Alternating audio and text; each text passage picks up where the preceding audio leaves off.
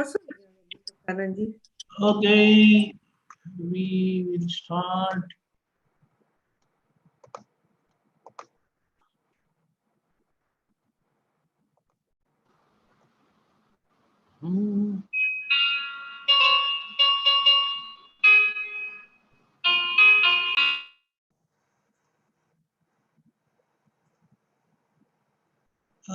Keshavananda ji unmute कर दो। Okay okay. श्रीमंत्र बोलाओ। नमो वितरागाय, नमो वीतरागाय, नमो अरिहंताणम, नमो अरिहंताणम, नमो सिद्धाणम, नमो सिद्धाणम, नमो आयरियाणम, नमो आयरियाणम, नमो उवज्जायाणम, नमो वज्रायाणम, नमो लोए सव साहुणम, नमो लोए सव साहुणम, ऐसो पंचन मुक्कारो, तेसो पंचनमकारो, सव्वपावप्पणासनो, सौवपावप्रणसनो, मंगलाणं च सव्वेसिं, मंगलानं च सौवेसि, परमं हवै मंगलम्। पदमां हवै मंगलम्। ओम नमो भगवते वासुदेवाय, ओम नमो भगवते वासुदेवाय, ओम नमः शिवाय, ओम नमः शिवाय। जय सच्चिदानंद। जय सच्चिदानंद। जय जय सच्चिदानंद। जय सच्चिदानंद। एक मिनट स्क्रीन पर लाता हूँ मैं।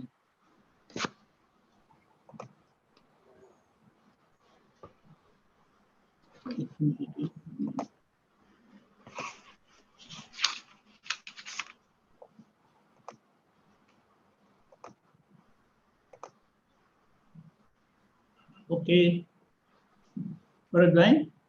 यस। भरत भाई हमें एक हिंदी में अनुवाद किया गया पद सुनाएंगे। जय सच्चिदानंद। जय सच्चिदानंद। पुण्यवान महात्मा के शक्ति तप से उत्पन्न 24 अनंत का संयुक्त स्वरूप हूँ। पुण्यवान महात्मा के शक्ति तप से उत्पन्न 24 अनंत का संयुक्त स्वरूप हूँ। 5000 वर्षों से जो गूंजता है अविराम नटवर नागर के उस योग बल का नाद हूँ। लौकिक दर्जे से बाहर सारे जग से ऊपर कृपा निधि अलौकिक दर्जातीत हूँ। स्थूल सूक्ष्म कारणों से एक भी भूल नहीं, इसलिए ही ऊपरी का ऊपरी वो मैं ही हूँ। दिव्य उपयोग से सर्वधर्म समानत्व चांद सूर्य संग वाला सौम्य प्रताप हूँ। पुण्यवान महात्मा के शक्ति तप से उत्पन्न 24 अनंत का संयुक्त स्वरूप हूँ।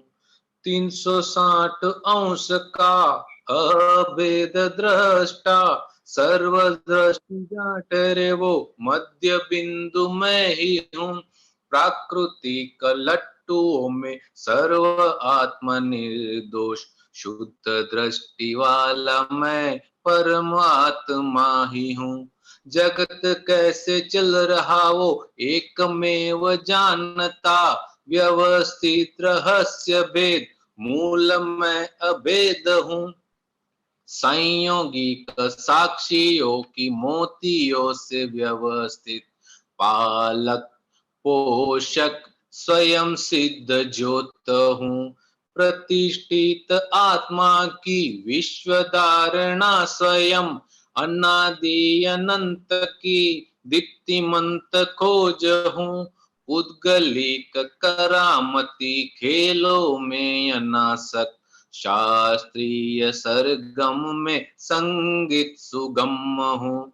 पुण्यवान महात्मा के शक्ति तप से उत्पन्न 24 अनंत का संयुक्त स्वरूप हूँ। 24 अनंत का संयुक्त सुगम हूँ। शास्त्रीय सरगम में संगीत सुगम हूँ। 24 अनंत का संयुक्त स्वरूप हूँ। जय सच्चिदानंद। जय सच्चिदानंद।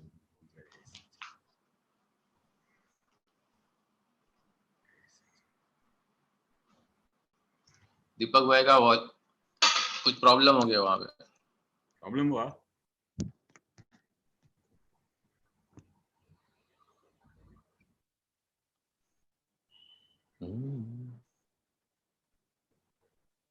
जय सच्चिदानंद दीपक आनंद जी। जय सच्चिदानंद। जय सच्चिदानंद दीपक आनंद ने वहां पर कुछ प्रॉब्लम हो गया लगता है, पावर गया है वहां पे शायद। अच्छा, पावर गया? हाँ शायद, पर इसलिए शायद सबका आवाज जाता होगा तब तक। यहाँ से आवाज जाएगा सबका? उनको हाँ मुझे सुनाई दे रहा है, पर दूसरों को सुनाई दे रहा है? वो उनके हाथ में जय सुनाई दे रहा है, सुनाई दे रहा है। ओके। सुनाई दे रहा है? हाँ सुनाई दे रहा है। हाँ, आ तो रहा है सर, आवाज आ रहा है। हाँ स्वामी जी आ रहा है, आवाज आ रही है। आ रही है ना? हाँ, तो तब हाँ, सब हाँ आ रही है सर आवाज। Sorry, okay okay. गया था। हाँ, आ गए। ओके, किसी को सवाल है तो बताइएगा। हाँ स्वामी जी, 24 अनंत का संयुक्त स्वरूप हूँ, इसका खोल के बताना। हाँ, कविराज ने अच्छा लिखा है कि महात्माओं की पुण्य से, ये जितने भी सब महात्माओं की पुण्य से ये ऐसा आविष्कार हुआ, 24 तीर्थंकर का बेड़ा स्वरूप प्रकट हुआ। तो 24 जो दादा बोलते थे कि ये जो ज्ञान प्रकट हुआ है, जो 10 लाख वर्ष के बाद प्रकट हुआ है, वो 24 तीर्थंकरों का बेड़ा स्वरूप इकट्ठा हुआ है। 24 तीर्थंकर को जो आप स्वरूप को इकट्ठा करे, उसमें से जो ये ज्ञान प्रकाश हुआ है, दादाजी का वो प्रकाश हुआ, जो ज्ञान प्रकाश हुआ, वो दादा बोलते थे कि आज 24 तीर्थंकर जो 7 का जो स्वरूप है, मैं एक स्वरूप होके आया हूँ, वो महात्माओं की पुण्य से। जितने सब महात्माओं की पुण्य थी, महात्माओं की इतनी जिज्ञासा थी, इसलिए ये दादाजी अपने आप पे तो कुछ नहीं बोलते महात्माओं की पुण्य से होता है। इसलिए दादा अपने सर पे लेते नहीं है, कितना लघुतम भाव में रहते हैं। नहीं तो कोई ऐसा हो बड़ा संत हो तो कैसा बोले कि मैं ऐसा ज्ञान लेके आया हूँ, मैं ऐसा स्वरूप बन के आया हूँ। पर लघुतम भाव देखिए ज्ञानी पुरुष का, वो बोलते हैं कि महात्माओं की पुण्य से, आप सबकी पुण्य से ये आविष्कार हुआ है, इतना बड़ा ज्ञान अवतार प्रकट हुआ है, जो 24 तीर्थंकर का पूरा 7 का स्वरूप प्रकट हुआ है और हर एक चीज का समाधान किया है। जैसे तीर्थंकर भगवान तो थे, तो उनकी हाजिरी में सबका कल्याण होता था, सब मोक्ष मार्ग में जाते थे, सब मोक्ष में। वैसा दादा ने हम सबको इस कलयुग के ऐसे टाइम के अंदर ये ज्ञान प्रकट करके हम सब के ऊपर बहुत बड़ा उपकार किया है, इतना बड़ा जो उसका वर्णन नहीं हो सकता है। इसलिए कितनी बार तो बोलते हैं कि दादाजी जो आपने ये ज्ञान दिया, ये समझ दी, इसका हम ऋण तो 7 जन्मों नहीं, कई जन्मों तक नहीं चुका सकते। ये ऋण हम चुका नहीं सकते जो आपने हमको दिया है। तो ये दादाजी का ये लघुतम भाव को नमस्कार है कि इतना सब करते हुए भी, इतना बड़ा स्वरूप बन के आते हुए भी हमेशा लघुतम भाव में ही रहे, सबको ही जिताया। हर एक को, हर एक जो भी उनके पास महात्मा आते थे उनको जिताते थे, उनको बोलते थे। और एंड में क्या बोल दिया कि मैं फक्त निमित्त मात्र हूँ। निमित्त यानी मेरा कोई इसमें कुछ है नहीं, मैं सिर्फ निमित्त हूँ आपके लिए ये प्रकाश करने के लिए। आपका ये ज्ञान आपका पुण्य था, इसलिए ज्ञानी पुरुष का संपर्क हुआ, और एंड में तो मैं निमित्त हूँ। पर दादा ने एक बार ऐसा भी बोला कि मैं भले बोलूं कि मैं निमित्त हूँ, पर आप मत बोलना। आप तो बोलना कि आपका मैं उपकार कभी नहीं भूल सकता, आप निमित्त नहीं, आप सर्वस्व भगवान है, आपने ही हमको ये खुला करके दिया है। तो आप हमको, दादाजी को हमेशा ये अंदर, इसलिए दादा बार बार बोलते थे कि जब भी आपको ज्ञानी पुरुष की याद आवे या ज्ञानी पुरुष के बारे में आप कुछ भी ऐसा सोचे या कुछ ऐसा मन में विचार आए, तो ऑल द टाइम आपको ऐसा धन्य महसूस होना चाहिए कि मैं कितना खुश नसीब हूँ, मेरा कितना क्या पुण्य किया होगा, मामूली सा भी पुण्य किया होगा कि मुझे ज्ञानी पुरुष का संपर्क मिल गया, मुझे उनका दर्शन मिल गया, उनकी बातें सुनने को मिली, उनका ज्ञान मिला। ये अपने को हमेशा बार बार दादा बोलते थे, अपने आप को ऐसा बार बार कहने का कि मेरा खुश नसीबी है कि मुझे ये विज्ञान मिला। हाँ स्वामी जी, ऐसा ही लगता है कि हमसे धनवान कोई नहीं है, ऐसा कोई लगता है, अपने को ऐसी फील होता है कि हमसे धनवान कोई नहीं है, कोई नहीं। इसलिए ऐसा तो फील होता है। हाँ, इसलिए तो हर एक चीज में दादा एक ही चीज बोलते थे। दादा ने कभी भी कोई छोटी मोटी बात नहीं बोली। पहले बोलते थे कि अबजो रुपया खर्चे तो भी ये ज्ञान मिले नहीं, मतलब अबजो की बातें करते थे। अबजो वक्त ये ज्ञान दुर्लभ है, अति दुर्लभ, अति दुर्लभ, अति दुर्लभ। अबजो अबजो अबजो ही बोलते थे। मतलब वो दादा बताना चाहते थे कि आप इमेजिन करो कि अबज क्या होता है। अपने को तो जीरो भी नहीं पता है कि अबज में कितना होता है, पर इतनी बार आप बोलो कि एक विज्ञान दुर्लभ था जो हमको मिल गया। हमारा खुश नसीब, हमारा अहोभाग्य कि हमको एक विज्ञान मिल गया, दादाजी का कनेक्शन मिल गया। अभी हम इनको कनेक्शन मिल गया है, इसलिए हमेशा अभी आप देखोगे कि सबको अंदर खाने बहुत ठंडक चलती होगी, बहुत शांति होगी, क्योंकि आपका समाधान हो गया है। आपको एक राह मिल गई, आपको एक डायरेक्शन मिल गई है कि अभी हमें कहाँ जाने का है।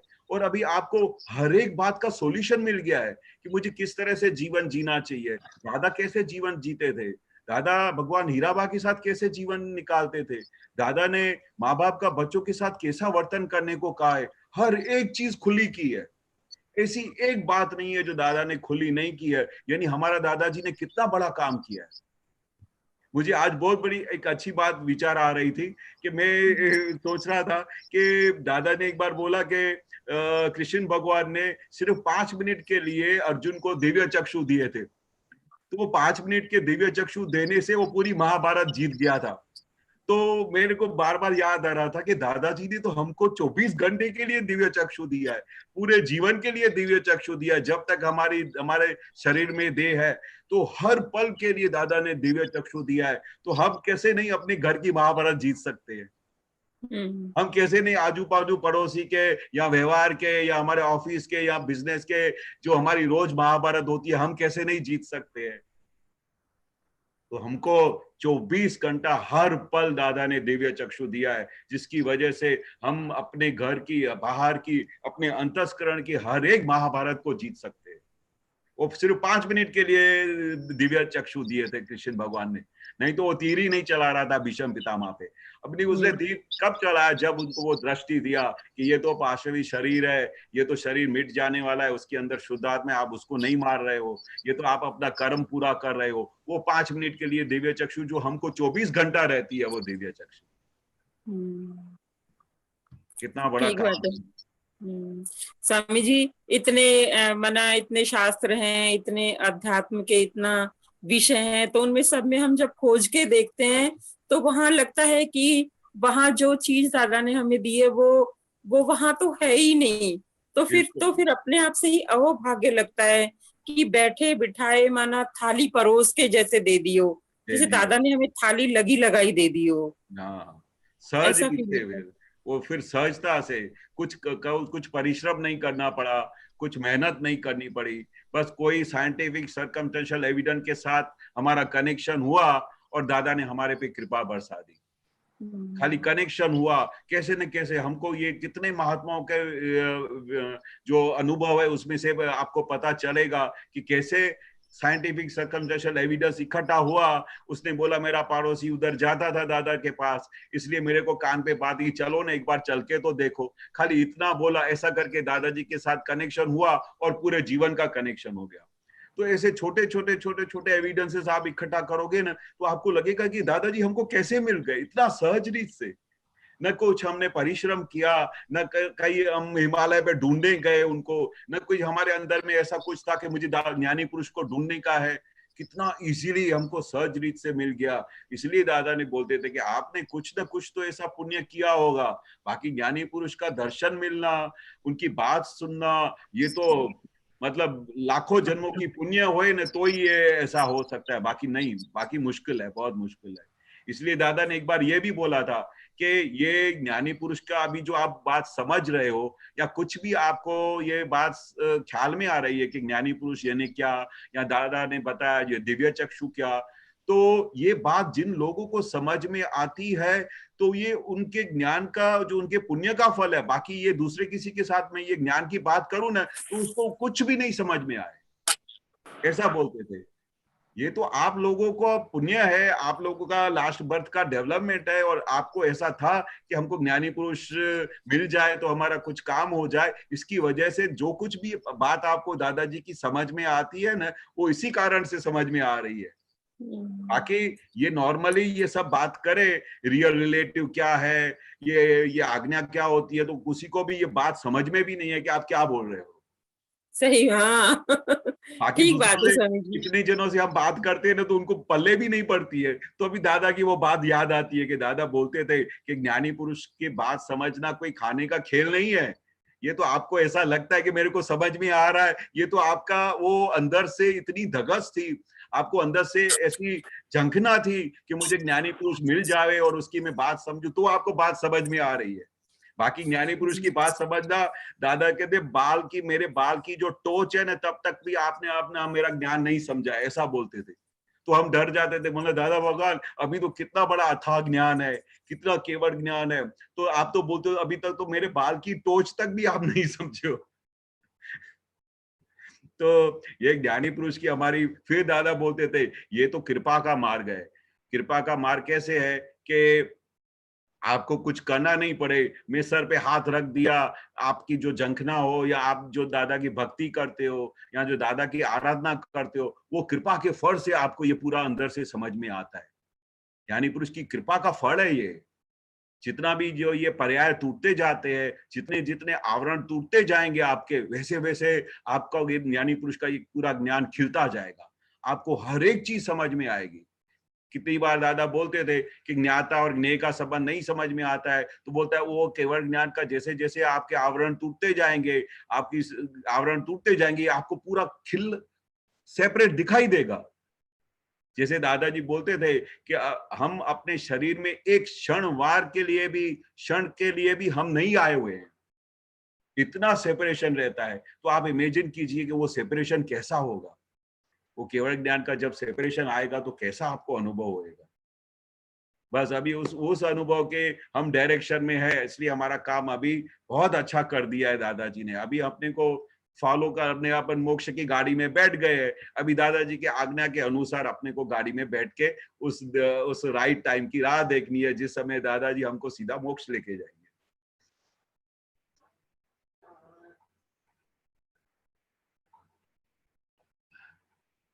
आवाज नहीं सुनाई दे रहा है दीपक आनंद जी। गीता बहन, हाँ आवाज बंद है गीता बहन, ओके। हाँ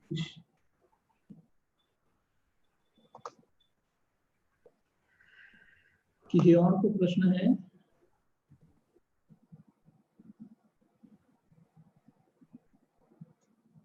बोलिए,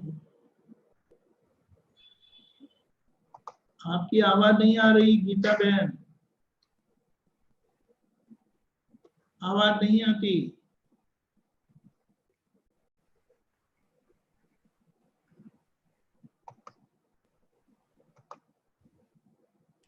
બધા મ્યુટ પર છે।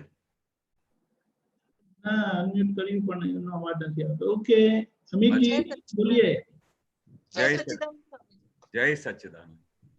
मेरा प्रश्न है कि जैसे ज्ञान से पहले हमारे जो विनाशी चीजों के निश्चय थे, और अब ज्ञान के बाद भी जैसे थोड़े टाइम जब जागृति में नहीं थे तब भी विनाशी चीजों के लिए निश्चय था, लेकिन अब हमारा निश्चय बदल गया है। जैसे भाई पूरा अब लगता है कि भाई मोक्ष ही हमारा लक्ष्य है, तो हाँ। जो पहले जो लक्ष्य थे वो डिलीट हो जाएंगे या हाँ। उनका कैसे?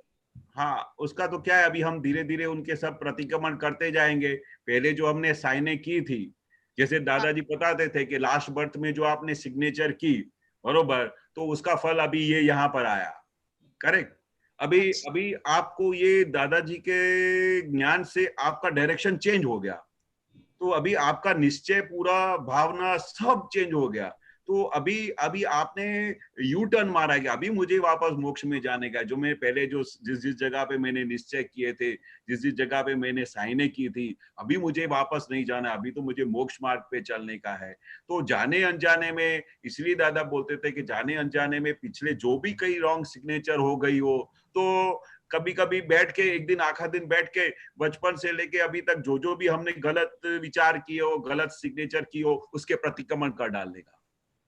कोई भी एक दिन संडे के दिन बैठ के सब, क्योंकि दादा तो बोलते थे कि जब से, दादा ये नहीं बोलते कि हमने अभी रिसेंटली जो कुछ किया था, बोलते थे बचपन से लेके जो हमने आज तक जो भी रॉन्ग डायरेक्शन में साइनें की हो, सब कुछ भी किया हो, कोई दोष हुए हो, तो सबके प्रतिक्रमण कर डालने का। और अभी निश्चय अपना चेंज हो गया। अभी पिछला निश्चय हुआ, वो अपने को याद आता हो कि मैंने ऐसा साइन किया था, तो हे दादा भगवान मुझे क्षमा कर दो, मैंने अनजाने में ये सिग्नेचर की थी, अभी मुझे ये समझ में आ गया कि ये इसका फल ये आएगा, इसलिए हे दादा भगवान मुझे अभी वापस जाने का है, अभी वापस मोक्ष मार्ग पे चलने का है, इसलिए जाने अनजाने में मैंने जो गलत निश्चय किए थे, तो मुझे उसके लिए क्षमा कर दो। बाकी अभी का तो निश्चय हमारा गलत हो नहीं सकता। ज्ञानी पुरुष मिलने के बाद तो अभी हमारा निश्चय तो एक ही है कि जो ये मुझे ज्ञान मिला है, ये जो समझ मिली है, उसको मैं पूरे जीवन में यूटिलाइज करके अभी मोक्ष मार्ग पे जाने का है। इसलिए पास्ट को मारने का चौकड़ी, कभी कभी याद भी आ जाए तो दादा बोलते हैं जब तक आपको याद आता है कि मेरे से बचपन में ये गलती हो गई, जब तक वो आपको याद आता है ना, तब तक प्रतिक्रमण की जरूरत है। जब आपको कंप्लीटली विस्मृत हो जावे, वो कुछ भी याद नहीं आवे पिछला दोष, तो समझ लेना कि आपके प्रतिक्रमण पूरे हो गए, फिर उसके बाद ज्यादा प्रतिक्रमण करने की जरूरत नहीं। पर अगर बार बार वो आपको याद आ रहे हैं कि मैंने ये गलत किया था, मैंने ये निश्चय गलत किया था, तो जब तक वो याद आ रहा है तब तक वो सब प्रतिक्रमण करते जाओ। अच्छा। और निशानी क्या है कि जिस दिन आपको सब विस्मृत हो जाए, कुछ दोष याद नहीं आ जाए, तब समझने का कि चलो मेरे प्रतिक्रमण पूरे हो गए, अभी करंट के प्रतिक्रमण करने का, पिछले को काम पूरा हो गया। जी स्वामी जी। जय जय सच्चिदानंद। जय सच्चिदानंद। जय सच्चिदानंद। प्रश्न?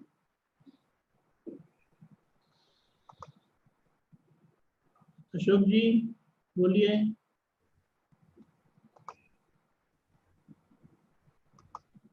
अनम्यूट करिए। जय सच्चिदानंद। जय सच्चिदानंद। स्वामी जी, आज एक सूत्र आया है, कड़वा कहने वाला ही इस दुनिया में कोई नहीं मिलता। कड़वा कहने वाला ही इस दुनिया में कोई नहीं मिलता, मिठास से ही ये सब रोग अटके हुए हैं। हाँ, वे रोग कड़वाहट से ही जाएंगे, हाँ, मिठास से तो रोग बढ़ेंगे।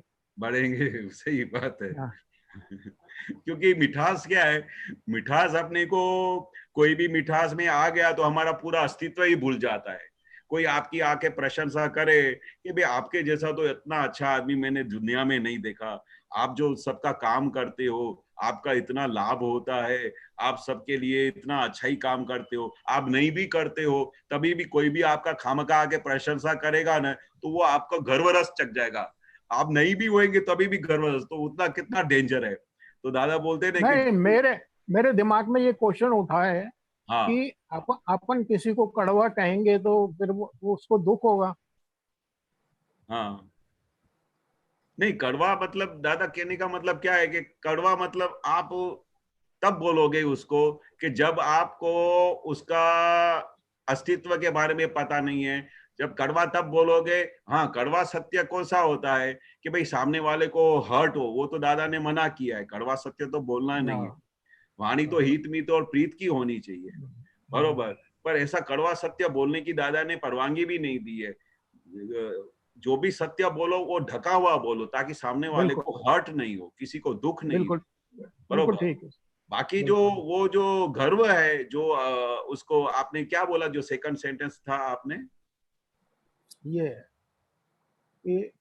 मिठास से ही सब रोग अटके हुए हैं। हाँ, मिठास से सब रोग अटके हुए। क्योंकि मिठास क्या है, वो आपको पूरा अस्तित्व आपको भुला देगी, आप खुद कौन हो वो भी भूल जाओगे। आप खुद के स्व में से भी गायब हो जाओगे। मिठास तो अगर डिप्रेशन में लेके जाए, डाउनवर्ड लेके जाए, कहीं भी लेके जा सकती है। मिठास यानी दादा बोलते हैं वो स्लीपरी है। कोई भी आपकी वो आपको बोलना चाहिए, ये तो भाई आपकी ये पड़ोसी की प्रशंसा करता है, मैं तो अलग हूँ, कितना भी मिठास बोले। दादा बोलते हैं मिठास के समय अपने को बहुत ज्यादा जागृति रखनी पड़े, इतनी जागृति रखनी पड़े, क्योंकि वो अपने को स्व से परे लेके जाता है। मिठास चीज ही ऐसी है कि अपने को डाउनवर्ड ही लेके जाएगी। जहां पर तुम्हारी खुद की सत्ता है नहीं, तुम खुद कुछ कर नहीं सकते हो, वहां पर लोग आके आपकी प्रशंसा करेंगे, आपने ऐसा किया, आपने वैसा किया, तो आपको तो अपने स्व के बांध से भी बाहर निकाल दिया, अज्ञान दशा की तरफ लेके गया। इसलिए दादा ने बोला कि वो बहुत डेंजर है, उस समय बहुत सावचेत रहना पड़े, बहुत सावचेत रहना पड़े।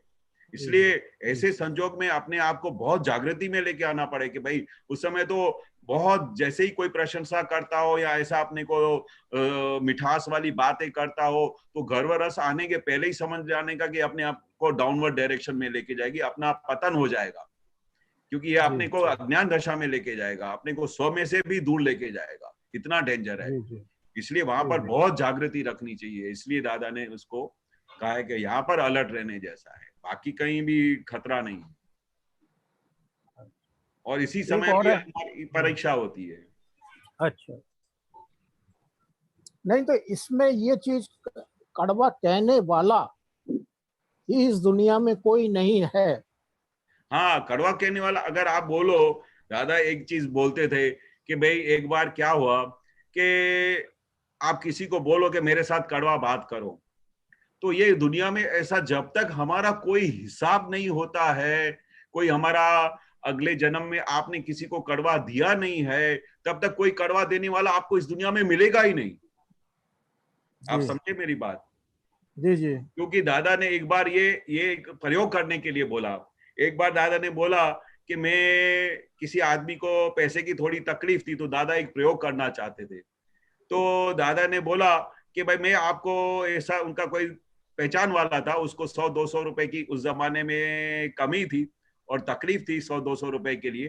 तो दादा ने उसको बाय द वे ऐसा क्या बोला कि मैं आपको 500 रुपया देता हूं, आप मेरे को एक धोल मारो जोर से, एक जोर से धोल मारो, मेरे को चाटा मारो। तो वो बंदा बोला, उसको पैसे की तकलीफ भी थी, उसको 100-200, तो दादा ने बोला मैं तेरे को 500 रुपया देता हूं, तू मेरे को एक धोल तो मार, तेरे को कितना काम हो जाएगा। पर उस बंदे ने बोला नहीं नहीं नहीं, मैं कैसे धोल मारूंगा, मैं तुमको कुछ भी हो जाए, मैं दादा आपको मैं चाटा मार नहीं सकता, मुझे 500 रुपया नहीं चाहिए, ऐसा बोल के वो चला गया। तो दादा ने क्या बोलना चाहा कि इस दुनिया में कोई किसी को मार नहीं सकता है, कोई किसी को एक शब्द नहीं बोल सकता है, कोई किसी के साथ कड़वी वाणी नहीं बोल सकता है, आप उनको पैसा दो तो भी नहीं दे सकता है। तो अगर कोई भूले चुके आपको कोई चाटा मारता है या कोई गुस्से होता है, तो उसका उपकार मानना कि मैं पैसा खर्चने के भी तैयार था तो कोई देता नहीं था, पर मैं इसके लिए, आप उसका उपकार मानना कि आपने उसको इतना डांटा, क्योंकि वो मेरे को पता चला कि ये मेरा दोष था, मैंने आपको लास्ट बर्थ में कुछ दिया था, आपने उसको रिटर्न विद थैंक्स किया, मेरे को इस कर्म में से आपने आजाद किया, मुक्ति दिलाई, तो मैं आपका बहुत बहुत शुक्रगुजार हूँ। जी जी। ऐसा दादा बोलते थे कि कोई किसी को कड़वा बोल ही नहीं सकता है, जब तक कि अपना कोई दोष नहीं हुआ है, जब तक कोई अपना गुनाह नहीं हुआ है, तब तक कोई किसी को बोल भी नहीं सकता है, एक शब्द भी नहीं बोल सकता है। इतना स्वतंत्र जगत मैंने देखा है। एक और है स्वामी जी, सुखी होना है तो इस जगत में किसी का भी नाम लेने का जैसा नहीं है। फिर से बोलिए। सुखी होना है हाँ, तो इस जगत में किसी का नाम लेने जैसा नहीं है। हाँ, परफेक्ट परफेक्ट। अगर आपको सुखी होने का है, अगर आपको देखने का है कि मुझे सुख मिले, तो किसी को भी ऐसा उंगली जैसा भी करने जैसा जगत नहीं है, किसी को एक शब्द बोलने जैसा जगत नहीं है। दादा क्या बोलते थे, किसी का भी एक भी भूल तो है ही नहीं। दादा बोलते हैं कि किसी का जगत में एक भी भूल नहीं है, जो कुछ भी भूल है सब हमारी खुद की भूल है, बरोबर। और उसके बीच में इतना स्वतंत्र जगत है, व्यवस्थित शक्ति जैसे आपको चला रही है वैसे उसको भी चला रही है, तो किसी को एक शब्द बोलने जैसा नहीं है, किसी को सुधारने जैसा, बहुत अच्छा क्लियर हो गया सर। हाँ, किसी को सुधारने जैसा ही नहीं है इस जगत में। इसलिए बिल्कुल। दादा बोलते थे जब भी कोई आपको ऐसा भी बोलता है कि आपको अक्ल नहीं है तो समझना कि आपने उसको लास्ट बर्थ में ये दिया है, he is doing return with thanks, कुछ भी नहीं कर रहा जी है। जी जी तो इतना स्वतंत्र जी जगत है तो उसमें आपको कैसे जी आप किसी को बोल सकते हो? जी जी। किसी को एक शब्द बोलने जैसा नहीं है। जय सच्चिदानंद, जय सच्चिदानंद। जय सच्चिदानंद, जय सच्चिदानंद। जय श्री राम बहुत स्वामी अच्छा जी। स्वामी। हाँ हाँ, जय सच्चिदानंद स्वामी जी। जय हाँ सच्चिदानंद। स्वामी जी, हम जैन हैं वैसे, तो समाज में ऐसा होता रहता है कि महाराज सब लोग आते रहते हैं, तो कभी कभी ऐसा होता है कि जैसे हम वहां जाते भी हैं, पर अंदर से जैसे अब ऐसा हो गया, पहले तो भाव रहते थे, पर अब ये होता है कि उनकी बात सुनते हैं ना तो वो इंटरेस्ट नहीं आता है। हाँ, तो क्या वो अविनय कहलाएगा? नहीं दादाजी क्या बोलते हैं कि कभी भी ऐसा एटमॉस्फेयर आ जाए, ऐसा आपको हाँ। भले अच्छा नहीं भी लगता हो, तो ये संसार का एक व्यवहार है, तो व्यवहार में आपको ऐसा नाटक करना चाहिए ताकि उसको पता भी नहीं चले कि आपकी रुचि नहीं है। आप समझे? इस तरह हाँ। से आप नाटक करो कि ताकि सामने वाले के हृदय को एक क्षण के लिए भी स्पर्श नहीं हो, एक क्षण के लिए भी दुख नहीं हो, एक क्षण के लिए उसके लिए अभाव तिरस्कार नहीं हो। ये नवकलम है इसी चीज के लिए कि हमारे जाने अनजाने में या हमारे अंतस्करण में या हमारे व्यवहार से किसी भी जीव को दुख हो जाता है, उसके लिए ही तो हमको सब माफी मांगनी पड़ती है। अगर आप उस समय आपको अच्छा नहीं भी लगता है तो अगर आप उनको प्रॉपरली नहीं अटेंड करोगे तो उसके आपके हाव भाव में से उसको पता चलेगा कि आपका इंटरेस्ट नहीं है। तो दादा बोलते तो फिर आपने तो फाइल का संभाव से निकाल किया ही नहीं।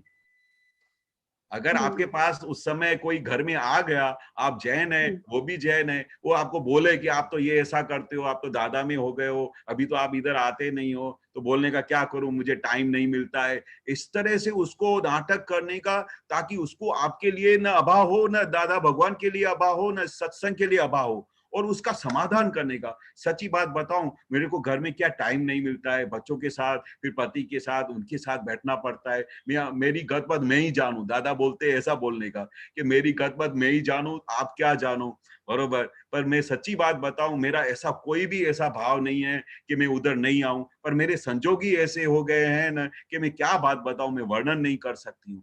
ऐसा करके बात करने का, ताकि उसका मन खुश हो जाए और आपके लिए उसके लिए भाव बढ़े कि हाँ बरोबर है, बेचारी बहुत तकलीफ में है। तो आपने ऐसा जो सब किया, तो आपने कितना अच्छा संभाव से निकाल किया, और आपको भी खुद को भी समाधान हुआ कि मैंने किसी को आज दुख नहीं दिया, उसके भाव भाव को, मन को, कि उसका अभाव तिरस्कार नहीं किया, और मैंने उसका समाधान किया।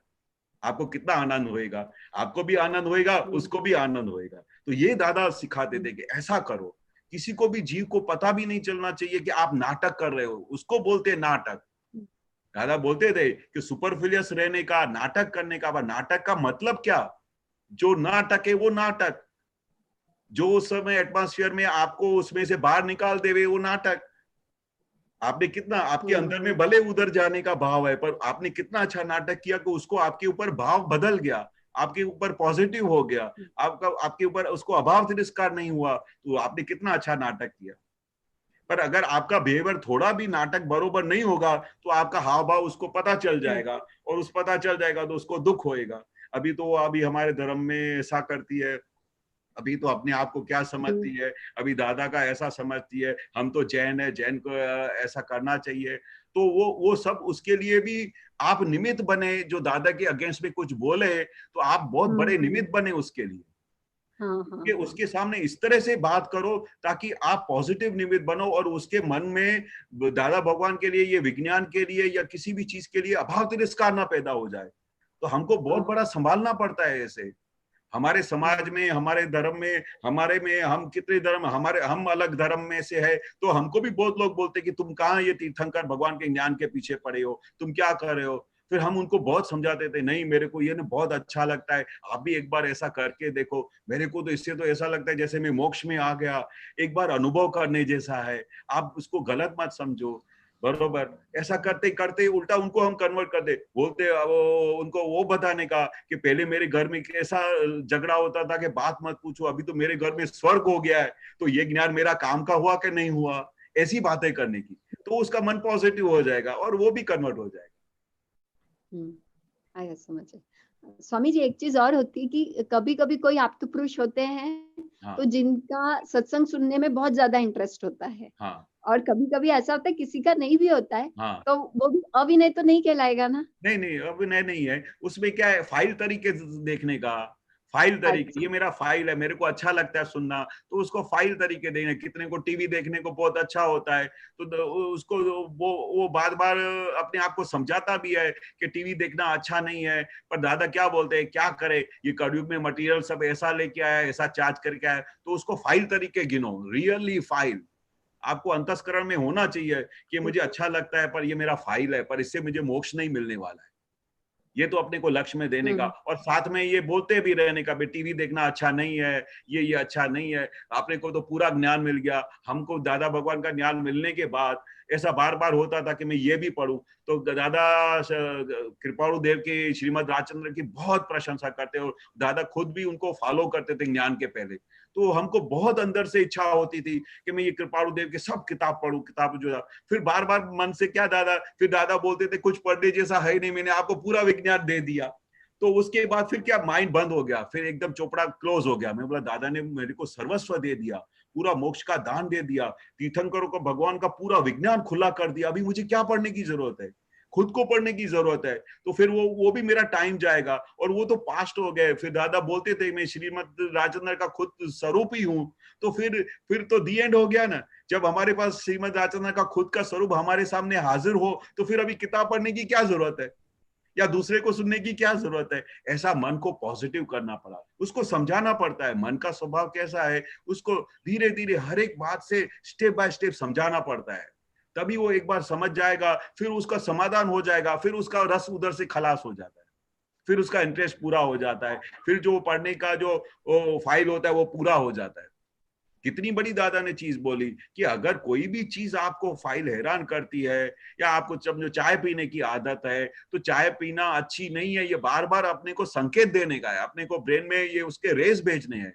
तो धीरे धीरे चाय पीना अच्छी नहीं है, चाहे हे दादा भगवान मुझे शक्ति दो कि ये मेरा फाइल पूरा हो जावे, ऐसा करके पीते समय आपको ये बार बार बोलते बोलते ये आपका एक दिन ऐसा आ जाएगा कि ये पूरा आपका फाइल पूरा हो जाएगा। इसलिए हर एक चीज के लिए दादा ने स्टेप्स दिए हुए हैं, स्टेप्स दिए हैं। हर एक चीज के लिए दादा ने समाधान दिया है कि ये कैसे जा सकती है। जब तक हमने लास्ट बर्थ में चाय पीना बहुत अच्छी है इसलिए हमारे अंदर घुस गई, अभी ये अच्छी नहीं है, ये हानि करता है, ये अपने को तकलीफ करता है, वो अभी उसको आटे खोलते जाने का, और एक दिन ऐसा आ जाएगा कि सहज रीत से वो पूरी हो जाएगी, आपको फिर याद भी नहीं आ जाएगी। हमको कितने साल हो गए, चाय में बहुत पीता था, दिन में 8-8 कप पीता था। अभी वो दादा का प्रोसेस किया कि चाय पीना अच्छी नहीं है, चाय बरोबर हानिकारक है, ऐसा करते करते एक दिन सहज ऐसा आ गया दिन, जो अंतस्करण से ऐसा आवाज आ गया कि आज से चाय बंद। वो दिन भी पता नहीं था, अभी कितने साल हो गए, कभी याद भी नहीं आती है चाय, पर वो दादा का प्रोसेस किया कि चाय पीना अच्छी नहीं है, ये अपने को कुछ भी उसमें से कोई आत्मा मिलने वाली नहीं है, ऐसा उसको रेस तो देना पड़ेगा ना। सही है ना? जय सच्चिदानंद। जय केशवानंद जी, हाँ जी। डॉक्टर भारती बहन लागू से पूछ रहे हैं हाँ। कि वो जो नाटक की बात बताई, हाँ। और जैसे कि वैसे भी सामने वाले को समाधान देने की बात कही, तो हाँ। बोले वो उनकी तो इन दैट नाटक your thoughts, your words and your deeds are not the same. How do you justify that? नहीं, उसका सुन रहे हैं वो? हाँ, वो सुन रहे हैं। हाँ। हाँ, हाँ। अभी वो दादाजी क्या बोलते हैं कि नाटक करने का क्यों जरूरत है, क्योंकि उस समय उस फाइल को दुख नहीं हो। भले दादा बोलते कि अपने को ऐसा करने का है कि अपने आप को ऐसे संजोग में लेके आने का है कि अपने वर्ताव से, भले वो आपका इंटेंशन नहीं है उसको दुख देने का, और वो नाटक इसलिए करने का है ताकि उसका समाधान हो। अगर आप उसका समाधान नहीं करोगे तो उसको आपके लिए वैर हो जाएगा, उसके लिए आपको अभाव हो जाएगा, आपको तिरस्कार हो जाएगा। तो भले वो उस समय नहीं हो आपका मन में जो डीड्स आपके नहीं है, पर एट दैट टाइम मेन अपना हेतु क्या है हमारा, कि हमारे मन वचन का से किसी भी जीव को दुख ना हो, वो इंपॉर्टेंट है। इसके लिए नाटक करना है। दादा ने क्यों बोला नाटक करने के लिए? एक सिंपल दादा ने बार बार एग्जाम्पल देते थे। तुम्हारा वाइफ और हस्बैंड के बीच में एक तनाव हो जाता है कि वो वाइफ बोलती है आज पूनम है और हस्बैंड बोलता है आज अमावस है। अभी ये जो मतभेद हो गया, बरोबर, तो मतभेद हो गया, उसकी वजह से क्या होगा कि इतना बढ़ जाएगा, वो झगड़े में आ जाएंगे और ऐसी हरकत हो जाएगी कि कल सुबह को दूसरे टाइम तक भी उसको असर होएगा कि तुमने मेरी बात नहीं मानी, और उस झगड़े की वजह से वो सुबह को चाय भी प्याली ठोक के टेबल पे फेंकेगी और आपके लिए अभाव तिरस्कार रहेगा।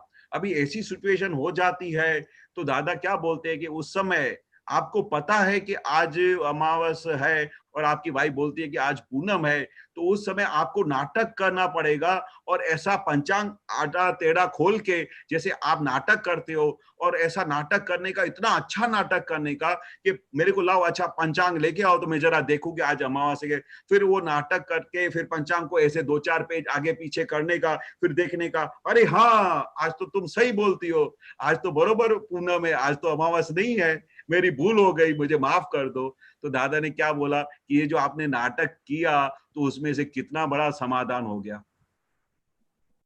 इसलिए नाटक करने का। जय सच्चिदानंद। नाउ व्यवहार बोले तो अभी मेरे पास यूरोप से एक विजिटर आए, तो मैं 2 मिनट 5 थोड़ा बात करी उनसे, फिर बाद में मैं बोली मेरे को सत्संग सुनने का है ऑनलाइन, बाद में बात करेंगे। तो उनको तो दुख नहीं होता, कोई बात नहीं है ना। फिर से बोलिए, नहीं बरोबर समझ में उनको एक विजिटर आया, फॉरेन से, यूरोप से विजिटर आया, और she wanted to listen to the satsang, तो उनको बोला कि I want to listen to satsang, we talk later on, तो बोले उनको दुख नहीं हुआ। नहीं, उनसे हाँ, उनको थोड़ा परमिशन मांगने का कि today I am busy and little can you give spare me for 10-15 minutes for this satsang and I will be reverting back to you again with in short period of time. तो ऐसा अगर आप if you don't mind, ऐसा करके उनसे बात कर सकते हैं।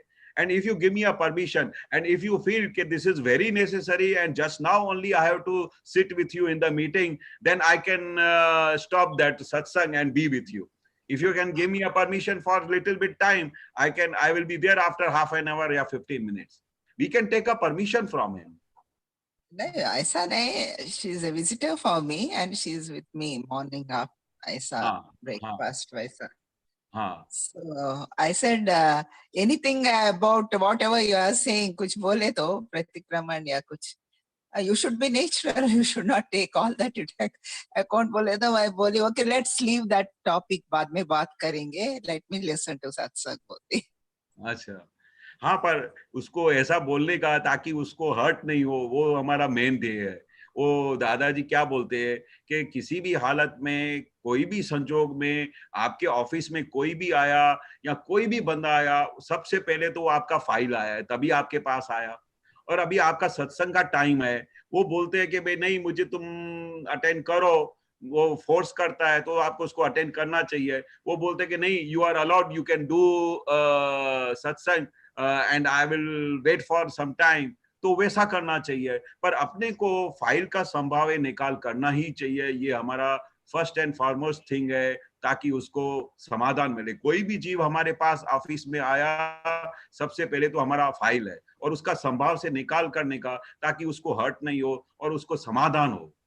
और छोटे में छोटा बच्चा भी आवे तो भी उसको अटेंड करना पड़े, दादा बोलते हैं, क्योंकि उसके अंदर शुद्धात्मा भगवान है, वो सब नोट करता है, वो आपका बिहेवियर भी नोट करता है, आपका उठना बैठना, आपका स्वभाव, आपके मुंह पे कुछ भाव चेंज हो गया वो भी वो ऑब्जर्व करता है।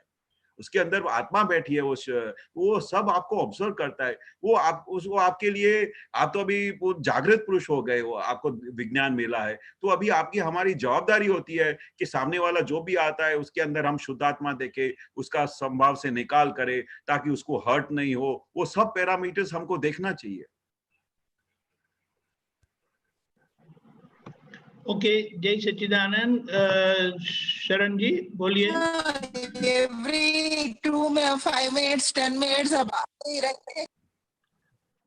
जय सच्चिदानंद। It's not audible. Okay, शरण जी। जय सच्चिदानंद। जय सच्चिदानंद। जय सच्चिदानंद। जय सच्चिदानंद। थोड़ा सिंधी में तो गला शॉप ते वेठा हूँ सब स्टाफ छोकरा वह बैठा है, उन्होंने एक क्वेश्चन है, इनको क्वेश्चन है, उन्होंने ज्ञान नहीं लिया है तो थोड़ा सा उनको एक व्यवहार का क्वेश्चन है कि भाई हम लोग शॉप पे बैठते हैं और कस्टमर के साथ डील करते हैं तो उसमें झूठ बोलना पड़ता है कितनी बार कि भाई ये बहुत अच्छा माल है, ये अच्छी वैरायटी है, तो उस वक्त हमारा जो पाप बन जाता है तो उसका समाधान क्या, ऐसा पूछ रहे हैं। हाँ, वो सबसे पहले दादाजी क्या बोलते हैं कि अगर हमको जो जॉब मिला है तो अपने को किसी भी हालत में आप झूठ बोलोगे या सत्य बोलोगे, जो भी पैसा कमाने का जो है वो फिक्स ही आने वाला है। तो अपने को चोखा बिजनेस करना हो और अपने को सबको सच्ची बात बताने का कि मेरा इसमें है ना 10 रुपए का प्रॉफिट है या 50 रुपए का प्रॉफिट है, मैं ये सही बात करने का, क्योंकि इस धंधे में सही बात करने से जो लाभ होएगा वो जो आप झूठ बोल के करोगे उससे डबल एक दिन आके आपको नुकसान ही पड़ेगा। क्योंकि जितना भी हो सके धंधे में नीति होनी चाहिए। नीति कैसे होनी चाहिए कि अपने को चोखा चट, जो अपने को भाई 500 रुपए की चीज है और अपना प्रॉफिट मार्जिन हमने नक्की किया हो कि 50 रुपया मुझे प्रॉफिट नक्की करके रखा हो तो 550 में ही बेचना चाहिए। फिर कोई ग्राहक ऐसा कच्चा खिलाड़ी आ जाए तो फिर सोचे कि ये तो चलो मेरे के पास आर्ट है मार्केटिंग की तो मैं उसको 700 रुपया बोलता हूँ, तो वो आपने जो अणहक का पैसा कमाया, आप पहले से ही नक्की करके रखो कि मुझे अपने धंधे में कितना प्रॉफिट मार्जिन रखने का है। इतना प्रॉफिट मार्जिन रखने के बाद वो ही उसी हिसाब से ही चौकसाई से नीति से धंधा करना चाहिए।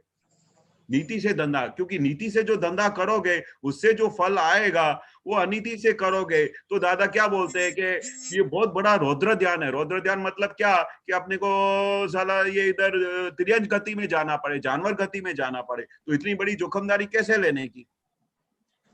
हाँ पर ये बात तो क्लियर है, ये बात तो क्लियर है, बट ये क्वेश्चन ऐसा नहीं है जैसे हमारी सलवार कमीज का बिजनेस है तो उसकी तारीफ करनी पड़ती है कि ये ड्रेस तो अच्छा है, ये बहुत अच्छा पीस है, आप ले लीजिए। कस्टमर को जो तारीफ करनी पड़ती है वो पूछ रहे हैं कि वो करनी चाहिए या नहीं करनी चाहिए। हाँ, वो अगर चीज अच्छी है तो जरूर करनी चाहिए, अच्छी चीज है तो जरूर। तो भी अच्छा बोले तो उसके लिए तो वो हिसाब किताब देना पड़ेगा। क्या बोल रहे हो, फिर से बोलो। जो अच्छा कस्टमर को नहीं लगता है कि भाई ये ड्रेस उनके ऊपर नहीं अच्छा लग रहा है, फिर भी हम दिखाते हैं, पर उनको मतलब कि कैसे बेचने के लिए हम बोलते हैं ना कि भाई नहीं मैडम ये अच्छा है, ये वाला अच्छा है, नहीं अच्छा लगता तो भी हम बोलते हैं ना अच्छा लगता है।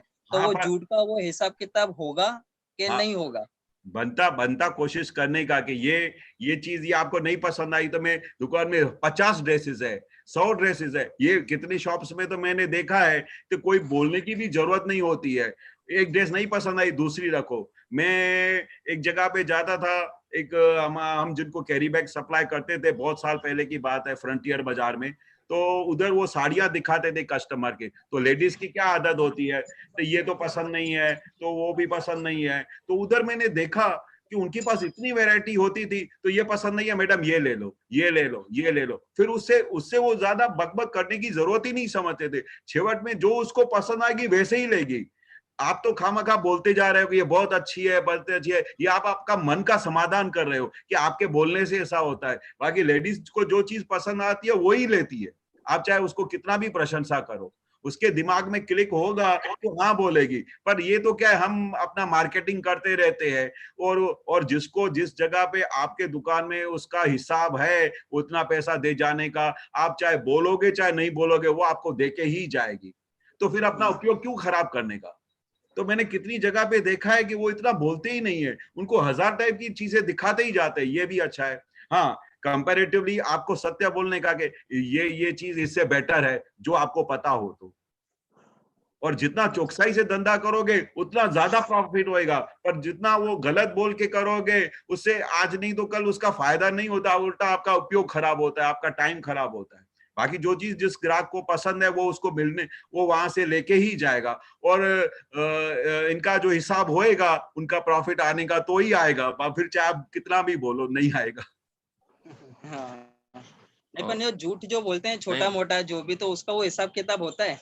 सेल्समैनशिप करनी पड़ती है, जो कस्टमर के साथ सेल्समैनशिप करते हैं ना ये लोग, उस पे इनको क्वेश्चन है कि वो करनी चाहिए सेल्समैनशिप उनको कि नहीं करनी चाहिए। नहीं, चौकसाई से करो ना, चौकसाई से करो, सच्चे जो सच्ची बात है वही करो, नहीं तो अपने को झूठ झूठ बोल के उसकी प्रशंसा करके माल बेचने का, वो तो गलत ही बात है ना। जो हकीकत में नहीं है, जो चीज अच्छी नहीं है, आप उसको बोलते हुए अच्छी है, तो उसका तो झूठ बोलने का कलम तो लगेगा कि नहीं लगेगा? अच्छा, कलम तो लागू पड़ेगा ना। जो अगर आप गलत मार्केटिंग करो तो सच्ची मार्केटिंग करो भाई। ये अगर ये 100 टच का सोना है तो सोने के लिए कभी बोलना पड़ता है कि 100 टच का सोना है?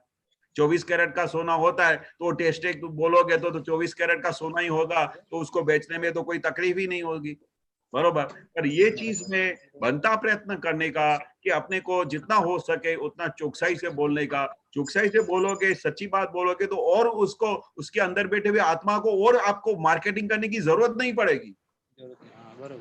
जितना आप चौकसाई से, प्योरिटी से चलोगे, उतना आपको मार्केटिंग करने की मेहनत ही नहीं पड़ेगी।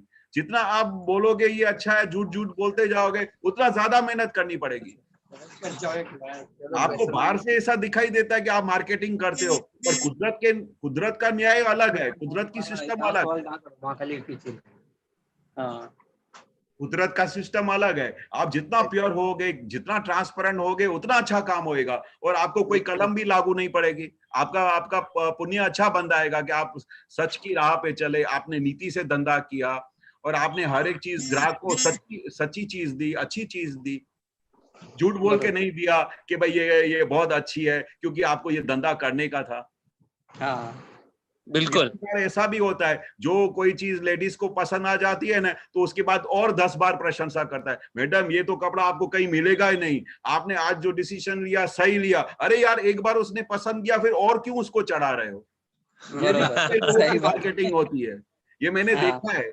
एक बार चीज को पसंद आ गई और उसको चढ़ाएगा ताकि वो फिर वापस मेरे पास आए। अरे नहीं, एक बार उसको पसंद आ गई, फिर बाद में इतना बोलने की जरूरत क्या है? एक तो ऑलरेडी आप बोलते हो कि बहुत अच्छा है और वो बहुत अच्छा नहीं भी हो, कौन सी मिल का कपड़ा है अपने को क्या पता।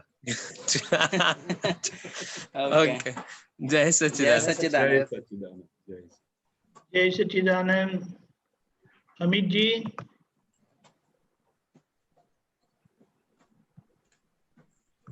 अमित जी। इंदिराबेन, अलवर। जय सच्चिदानंद स्वामी जी। जय सच्चिदानंद। जय सच्चिदानंद। जय स्वामी जी। जय सूक्ष्मतम, स्थूलतम, सूक्ष्मतम, ये जो वो होती हैं, गलतियां होती हैं, इनके प्रतिक्रमण, ये कौन सी गलतियां होती हैं? स्थूलतम तो दिखती है, हाँ। सूक्ष्मतम में होती है जो होता है, हाँ। तो और जो सूक्ष्मतम है और सूक्ष्म है वो कौन सी गलती है? वो बहुत जी नहीं, वो आपको अभी तो पकड़ में भी नहीं आएगी। ये तो ज्ञानी पुरुष ने बताया है कि ये जो अभी तो हमको साफ नहीं आया। हाँ, अभी तो दादाजी क्या बोलते हैं कि हमको आवाज हेलो, सुनाई दे रहा है? उनका ही आवाज कट हो गया। कट हो गया। ओके, गीता बहन बोलिए।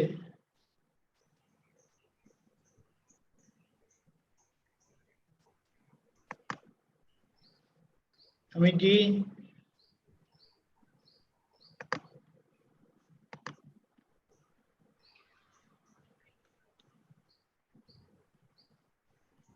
गीता बहन बोलिए।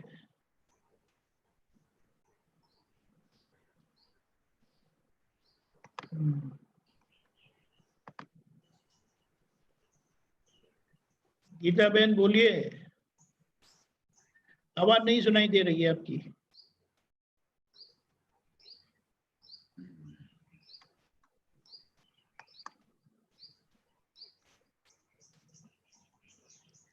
किसी को प्रश्न है तो बताइएगा, ये पूछना है लेकिन इनकी आवाज नहीं आ रही है। अच्छा, सुरेश जी बोलिए।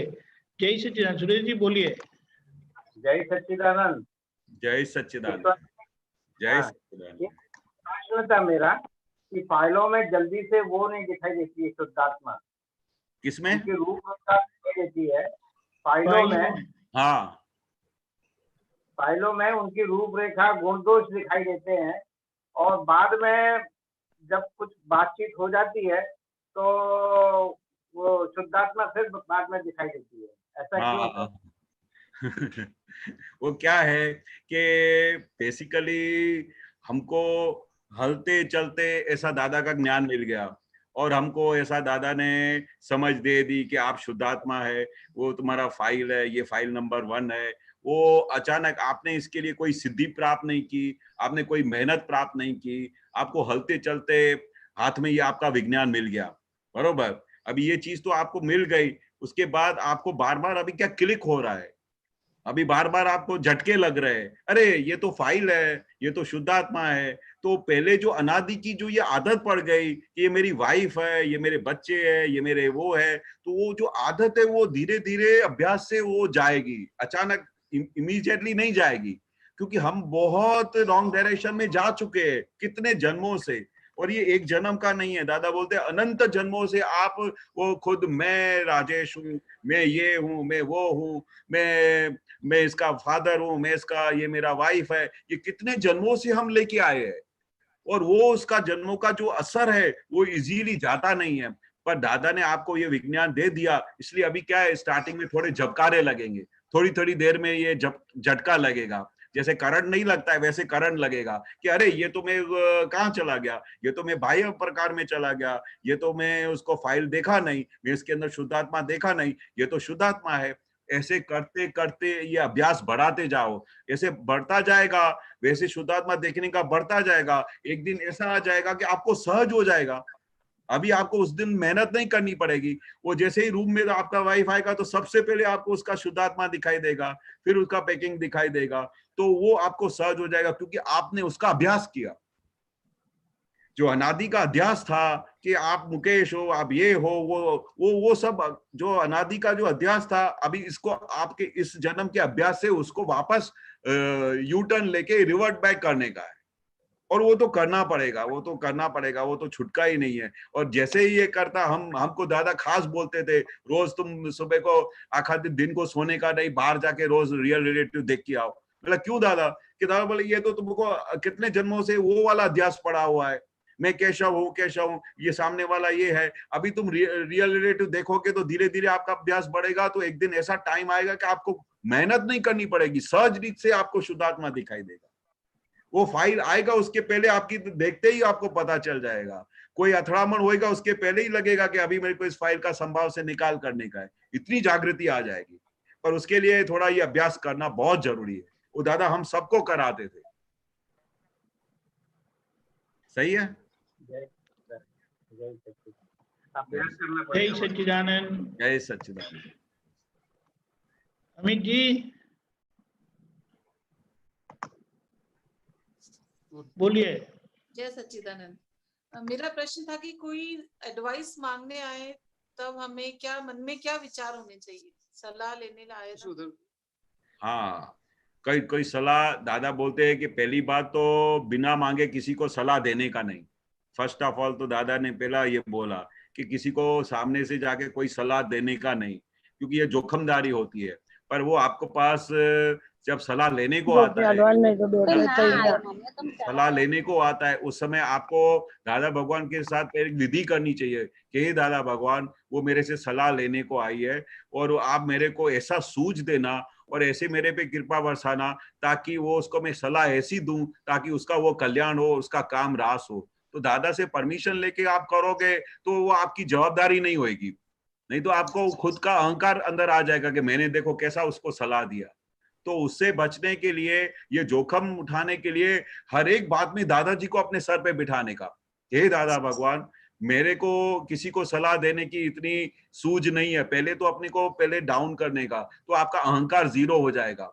आप जैसे ही कोई आपसे सलाह लेने को आएगा तो आपका कॉलर ऊंचा हो जाएगा, देखो मेरे से सलाह लेने को आया। अगर आपको वो पकड़ने की शक्ति नहीं होगी, पर अंदर खाने जो अंदर गर्व रस है ना, वो कैसे अपना स्वाद चख के जाएगा आपको पता भी नहीं चलेगा। सही बात, इतना डेंजर है वो। तो वो उस गर्व रस को बचाने के लिए और अपने को ये अहंकार नहीं आ जाए कि मैंने उसको एडवाइस दिया और अपना जोखमदारी नहीं हो, तो दादा भगवान को अपने सर पे बिठाने का, हे दादा भगवान, मेरे को कोई इच्छा नहीं है कि इसको मैं सलाह दूं, मैं कोई किसी का वो करने को नहीं आई हूँ। उल्टा अगर वो मेरे पास आ ही रहा है और मेरे से सलाह लेने को आ रहा है, तो हे दादा भगवान, आप खुद आके विराजमान होना मेरे अंदर और आप ही आके उसको सलाह देना। तो पूरी आपने क्या किया कि अपना पूरा बोझ आपने दादा को दे दिया। तो जैसे ही दादा को दे दिया, वो दादा खुद ही काम करेंगे, आपकी जवाबदारी पूरी हो गई। और दादा को सौंपा तो दादा उसको अच्छी एडवाइस देंगे, उसका कल्याण भी हो जाएगा और उसका काम भी हो जाएगा। जय सच्चिदानंद। जय सच्चिदानंद। जय सच्चिदानंद। गीता बहन। हाँ स्वामी जी। बोलिए। हाँ जय सच्चिदानंद स्वामी जी। जय सच्चिदानंद। स्वामी जी, आपने जो बोला था ना, शैलेशानंद जी को दिखाओ जी। दीपानंद जी, शैलेशानंद जी को दिखाओ। हाँ स्वामी जी, आपने जो बोला कि दादाजी ने बोला कि अभी तो बाल जितना भी विज्ञान नहीं निकला।